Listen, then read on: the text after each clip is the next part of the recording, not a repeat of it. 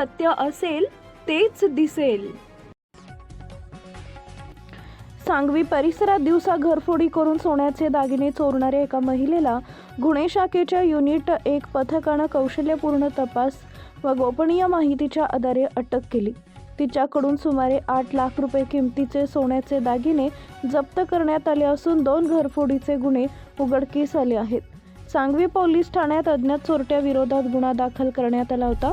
फिर्यादी यांच्या घरातून सुमारे 5 लाख रुपये किमतीचे सोन्याचे दागिने चोरीला गेल्याची घटना घडली।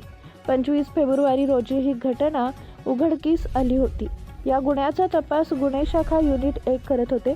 पोलीस आयुक्त विनयकुमार चौबे, सह पोलीस आयुक्त शशिकांत महावरकर, अपर पोलीस आयुक्त सारंग आवाड, पोलीस उपायुक्त गुन्हे डॉक्टर शिवाजी पवार व सहाय्यक पोलीस आयुक्त डॉक्टर विशाल हिरे यांच्या मार्गदर्शनाखाली वरिष्ठ पोलीस निरीक्षक नरेंद्र ठाकरे यांच्या पथकानं तपास सुरू केला असता तपासादरम्यान पथकानं सांगवी ते वारजे माळवाडी परिसरातील 200 ते 250हून अधिक CCTV फुटेजची पाहणी केली।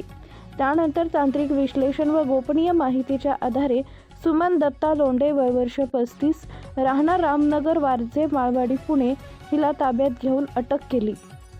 पोलीस कोठडी दरम्यान चौकशीत आरोपी महिलेकडून 8 लाख रुपये किमतीचे चोरीचे सोन्याचे दागिने जप्त करण्यात आले। तसेच तपासात तिने यापूर्वीही घरफोडी केल्याची कबुली दिली असून सांगवी पोलीस ठाण्यातील गुन्हा क्रमांक 434/2025 असा आणखी एक गुन्हा उघडकीस आलाय।